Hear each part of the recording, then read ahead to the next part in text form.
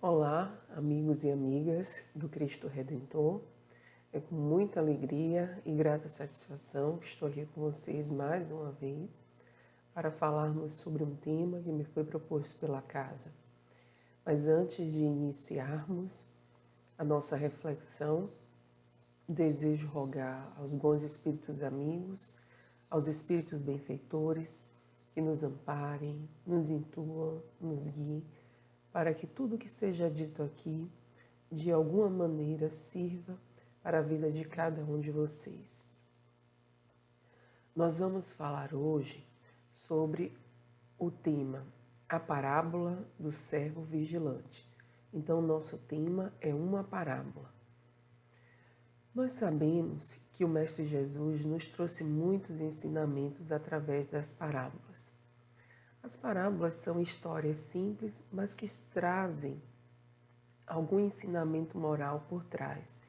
Então, quando olhamos de maneira superficial uma parábola, nós podemos enxergar ali, talvez, ensinamentos banais, coisas banais. Mas, na verdade, em se tratando principalmente de algo que vem de Jesus, nós temos que ter um olhar mais cuidadoso e enxergar além das letras. Porque Jesus falava de maneira simples, através de histórias, para que ele pudesse chegar até o coração das pessoas que estavam o escutando. E pessoas daquela época, principalmente, que podemos dizer que ainda estavam numa fase infantil, no que se refere ao lado espiritual. Então, mesmo que Jesus até falasse de maneira simples, muitas pessoas daquela época ainda não compreendiam a mensagem de Jesus, por ser uma mensagem muito elevada e muito profunda, e uma mensagem nova para aquelas pessoas que viviam na época do Cristo. Não só naquela época, mas ainda hoje, muitas pessoas não compreendem a mensagem de Jesus. Não à toa não conseguem ser tocadas pela mensagem do Cristo e, não sendo tocadas, não fazem a sua transformação pessoal. Não conseguem se transformar moralmente, uma vez que não entendem o que Jesus quis nos passar de ensinamento.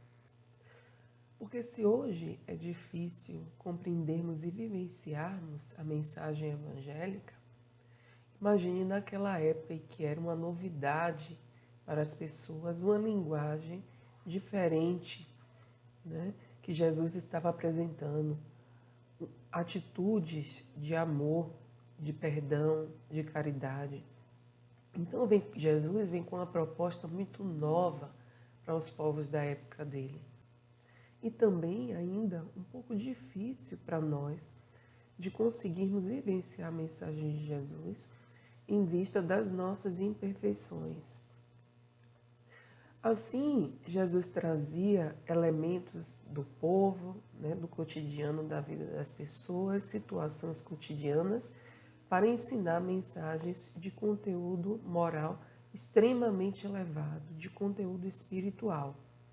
Assim, nem todos conseguiam compreender. Não à toa, Jesus foi crucificado por conta disso.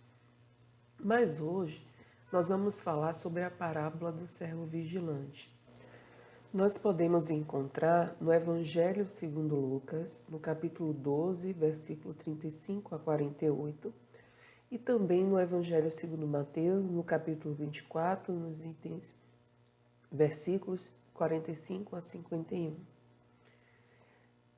Esse tema sobre vigilância, porque não é qualquer servo, que nós estamos falando. Nós estamos falando de um servo vigilante da parábola. Então, ele tem uma característica diferente. Essa palavra vigilante, a ideia de vigiar, ela não só está presente nesses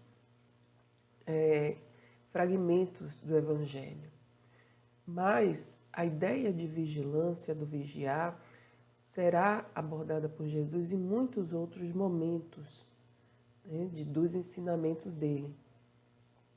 Podemos também verificar essa ideia do tempo de vigilância, da necessidade de vigilância, no Evangelho segundo Marcos, no capítulo 13, versículo 33 a 37, e no Evangelho segundo Mateus, no capítulo 24, versículo 37 a 44. Mas vamos ler antes a parábola do servo vigilante, para que a gente possa compreender melhor a mensagem que essa parábola quer nos trazer, né? E quem já conhece, relembrar, e quem não conhece, vai conhecer. Então eu vou ler do Evangelho de Lucas, capítulo 12, parábola do servo vigilante. Estejam cingidos os vossos quadris e acesas as candeias, e sede semelhantes aos homens que aguardam o seu senhor, enquanto se retira das bodas, para que, quando vier e bater, logo lhe abram. Bem-aventurados aqueles servos a quem o Senhor encontrar vigiando quando vier. Amém vos digo que ele se cingirá, os fará reclinar à mesa, e passando ao lado deles os servirá. Quer ele venha na segunda, quer na terceira vigília, e os encontrem assim, bem-aventurados são eles. Considera isto: se o senhor da casa soubesse em qual hora vem o ladrão, não deixaria sua casa ser arrombada. Também vós estáis preparados, porque na hora em que não pensais, vem o Filho do Homem. Disse Pedro: Senhor, contas esta parábola para nós ou também para todos? Disse o Senhor: então, quem é o administrador fiel e prudente que o Senhor constituirá sobre os seus serviçais para dar-lhes porção de trigo a seu tempo? Bem-aventurado aquele servo que o Senhor, quando vier, o encontrar fazendo assim. Verdadeiramente vos digo que o constituirá sobre todos os bens. Se aquele servo disser em seu coração: meu senhor tarda para vir, e começar a espancar os servos e as servas, a comer, a beber e a embriagar-se, virá o senhor daquele servo em dia que não espera, em hora que não sabe, e o cortará em dois e colocará a porção dele com os infiéis. Aquele servo que soube da vontade do seu senhor e não preparou ou agiu conforme a sua vontade, será açoitado muitas vezes. Aquele, porém, que não soube e fez coisas dignas de açoite, será açoitado poucas vezes. A todo aquele que muito foi dado, muito lhe será requerido. E ao que muito foi confiado, ainda mais lhe será pedido. Então essa é uma das versões da parábola do servo vigilante. Lendo esta parábola, nós podemos retirar muitos ensinamentos dela. Mas vamos pensar na questão da vigilância, que é a mensagem, né, principal que nos traz esta parábola. A necessidade de estarmos vigilantes, de estarmos atentos, né?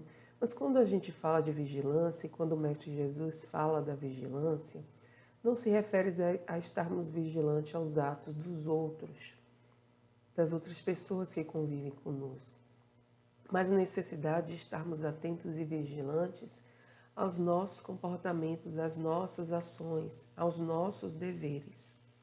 A vigilância, assim, não objetiva olhar e fiscalizar as atitudes alheias, mas estar atento às nossas próprias imperfeições e equívocos e falhas. Estar atento às nossas fraquezas para que não venhamos a cair em tentações da carne. Assim, fica muito mais claro também, né, que nós devemos cuidar daquilo que há dentro de nós e não estar olhando o que o outro faz, porque é muito comum, é muito mais fácil e a gente vê muito por aí as pessoas muito atentas e vigilantes ao que o outro está fazendo. Olha e sabe perfeitamente, conhece perfeitamente o outro, o defeito dos outros, mas não consegue enxergar os próprios defeitos, não se dispõe a olhar para si nem ver os seus próprios defeitos. Não à toa no Evangelho segundo o Espiritismo, no capítulo 10, há lá uma informação interessante para a gente.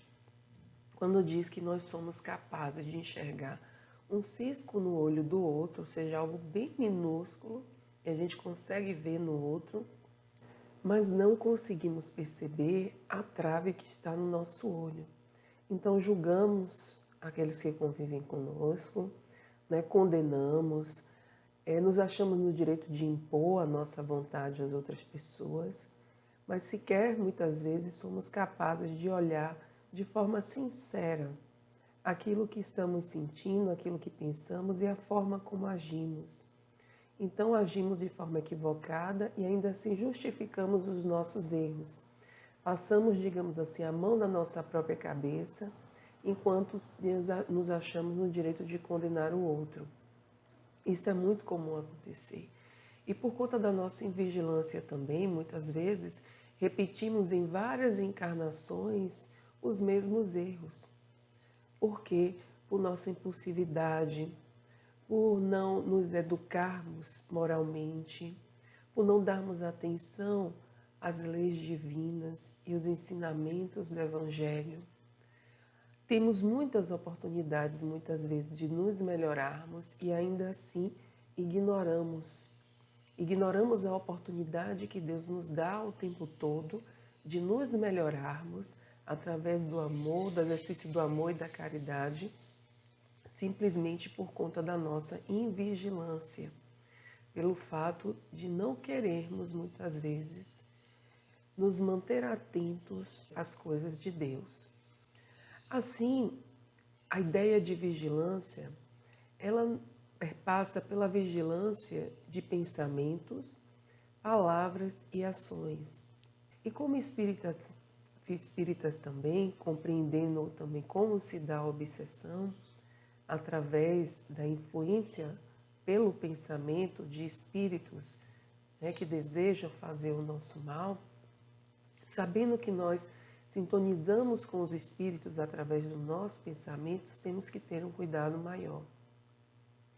Se somos pessoas que estamos pensando o tempo todo de forma negativa, de forma violenta, né, pensando o tempo todo em coisas ruins, nós iremos certamente sintonizar com espíritos inferiores, que poderão nos influenciar de forma negativa, né, causando uma obsessão, fazendo com que a gente seja manipulado. Mas as situações de obsessões só acontecem, como eu disse, por conta da sintonia. Daí a necessidade de estarmos vigiando sempre o nosso pensamento, procurando ter pensamentos edificantes, sintonizando com os bons espíritos, nos mantendo em oração, porque quando Jesus fala vigiar, ele ainda nos fala vigiai e orai. Então não é só estar atento, consciente, vigilante, mas é preciso também sintonizar, né, com o alto, com os espíritos amigos, espíritos superiores através da oração, rogando a Deus força para que a gente possa se fortalecer a fim de não cair nas tentações. Mas também temos que vigiar nossas palavras, porque inicia-se com pensamento, depois nós verbalizamos algo que nós pensamos e também pode esse pensamento ser concretizado através de ações. Daí a necessidade de vigiar as palavras, porque as palavras também podem, né, machucar e muito as pessoas. Há também a necessidade de vigiar os nossos atos.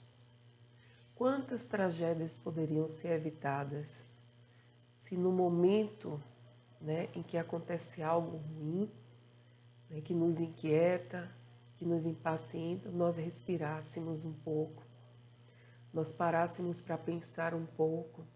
Quantas tragédias do cotidiano poderiam ser evitadas? Quantas violências poderiam ser evitadas se nós estivéssemos vigilantes em relação às nossas ações? Mas para que estejamos vigilantes, é necessário que nós nos conheçamos.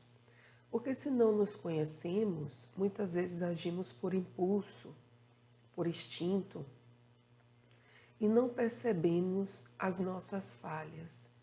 E não conseguimos também controlar esses impulsos porque simplesmente não sabemos quais são os gatilhos que nos levam a agir de uma maneira ruim, de uma maneira violenta, de uma maneira equivocada.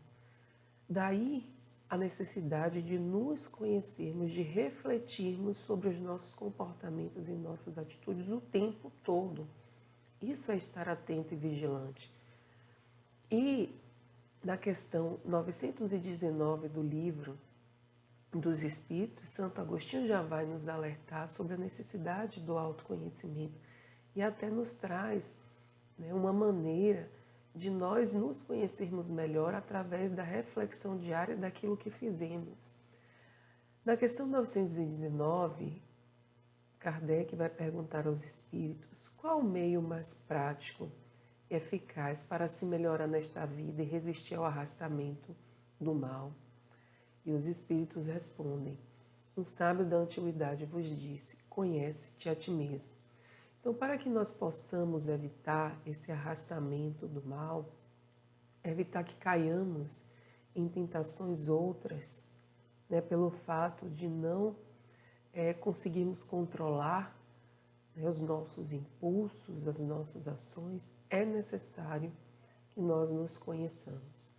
Só através da reflexão daquilo que somos, das nossas fraquezas, das nossas imperfeições, das nossas qualidades também, potencialidades, né? Reconhecer aquilo que temos de bom.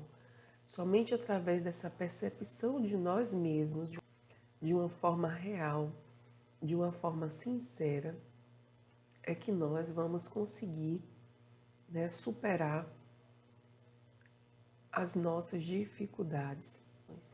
Jesus nos alerta para a necessidade da vigilância constante, porque ele sabia o quanto ainda tínhamos que caminhar para sempre agir no bem e não nos deixarmos levar, né, pelo apego à matéria, pela violência, pelo egoísmo e pelo orgulho. Por isso, Jesus nos convida o tempo todo a essa vigilância. E na questão 919, quando ela nos fala, né, Santo Agostinho nos traz a proposta de nós reavaliarmos o nosso dia, né, antes de dormirmos, né, nós reavaliarmos o nosso dia e percebermos e vermos o que foi em que erramos, né, se ofendemos alguém e assim buscar corrigir aquilo que nós fizemos.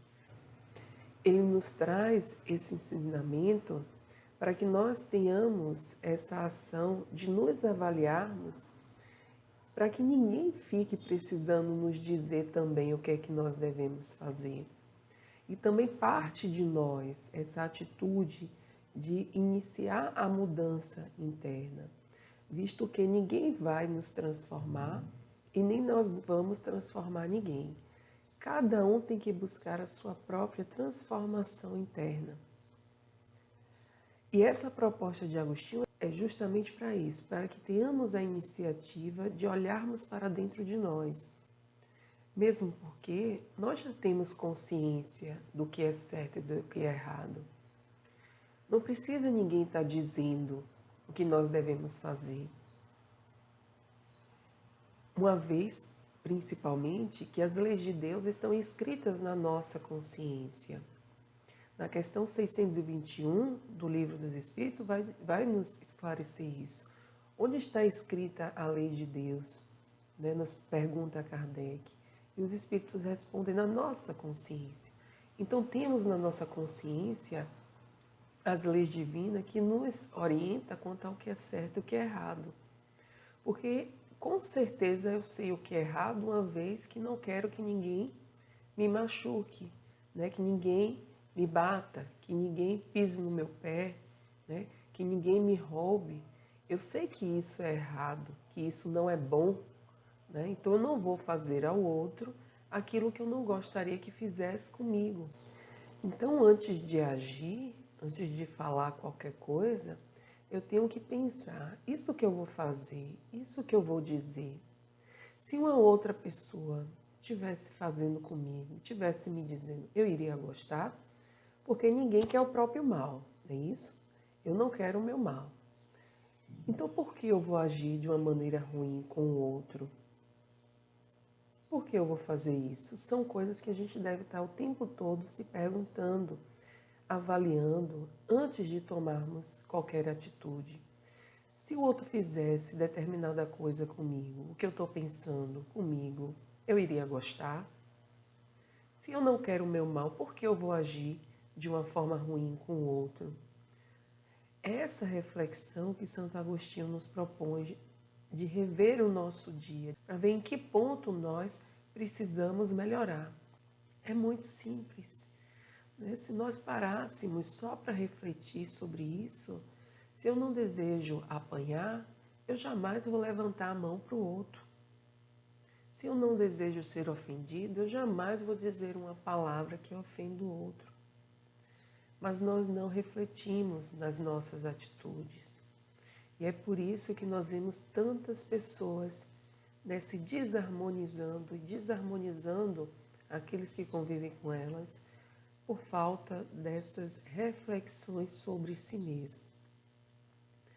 Mas Caibar Schutel, em Parábolas e Ensinos de Jesus, ele vai nos falar que na esfera espiritual, como na material, a qualidade indispensável do servo é ser vigilante. Servo vigilante é o que trata com zelo dos mistérios que lhes são afetos, correspondendo como deve ao salário pelo qual se ajustou e satisfazendo ao mesmo tempo as ordens que recebe do seu senhor. Então, o servo vigilante é aquele que cumpre um dever, independente de também estar sendo vigiado. Se nós estamos atentos ao nosso dever, estaremos vigilantes, agindo no bem, fazendo o que precisamos fazer de acordo com as leis de Deus. Assim, o Senhor pode chegar a qualquer hora. E eu devo estar preparado para a chegada desse Senhor. O que isso significa? Né? Que eu posso ser chamado ao retorno à pátria espiritual a qualquer momento. Pode ser na minha juventude, pode ser na minha velhice. Eu não sei qual a hora. E não sabendo qual a hora que o Senhor vai me chamar, eu tenho que estar sempre pronto para essa chamada. Sempre buscando seguir as leis de Deus. Sempre buscando estar atento aos meus deveres. Praticando a caridade. Agindo sempre no bem. Porque quando eu tiver que retornar à pátria espiritual, a minha consciência estará tranquila em vista do fato de eu já ter cumprido aquilo que eu precisava cumprir aqui na Terra. Eu não preciso saber necessariamente qual é a minha missão aqui na Terra para que eu tenha certeza que eu cumpri. Basta buscarmos ser melhores a cada dia. Se tivermos essa atitude constante de mudança para melhor, né, fazendo sempre o bem, fazendo sempre a caridade, porque essa parábola também, ela nos convida a esse trabalho constante, a esse trabalho, essa ação na caridade, no caminho do bem, auxiliando aqueles também que estão junto a nós. Então, é um trabalho de melhora interior, mas é um trabalho também de auxílio àqueles que precisam de nós. E Caibar Schutel ainda vai falar que o bom servo que trabalha nas coisas referentes ao espírito não tem tempo para se reclinar no leito e de candeia apagada dormir o bom sono, esquecendo os trabalhos que lhes são afetos. Precisa ele, com a cinta cingida e a candeia acesa, vigilante, aguardar que o Senhor lhe bata à porta. E eu preciso agir. Eu preciso estar vigilante para não escorregar nos erros. Assim é preciso estar com essa candeia acesa, todo preparado. Porque eu não sei o que virá, eu não sei o que a vida me reserva. Mas eu saberei passar pelas provas que são colocadas na minha vida. Eu saberei passar por essas provas sem reclamar, sem condenar Deus, sem falar mal do outro. Os desígnios de Deus serão os melhores para nós. mas as provas muitas vezes não são fáceis. Por isso devemos estar vigilantes no sentido de que devemos estar sempre trabalhando em prol do bem, do amor, da caridade e enfrentando aquilo que precisamos enfrentar de forma resignada e confiantes em Deus. Caibar Schut ainda vai nos falar que, em linguagem evangélica, o servo vigilante é o que estuda, é o que pesquisa, é o que perquire e de candeia acesa, isto é, com o entendimento aclarado, pela compreensão dos fatos que observou e dos estudos que fez, ilumina os que lhe estão próximos, ensinando-lhes o caminho que vai ter a Deus, que não pode ser outro que o da caridade bem compreendida, como ensina o Espiritismo. Ele nos vai dizer que ser vigilante é também esse preparo, né, do estudo, da pesquisa, do entendimento das leis de Deus, do entendimento da mensagem evangélica. É isso que é manter a candeia acesa também. Ou seja, eu vou despertando a minha consciência, né, através do conhecimento, do autoconhecimento, para que uma vez que eu esteja com a minha consciência desperta, iluminado, né, a partir do momento em que eu vou me iluminando, compreendendo as questões de Deus, como eu devo agir, eu aí sim vou ser capaz de iluminar aqueles que estão próximos a mim. Vou ser capaz de auxiliar aqueles que estão próximos a nós, que é o que fazem os espíritos superiores conosco. Então, quanto mais avançamos, somos capazes também de auxiliar aqueles que estão atrás de nós.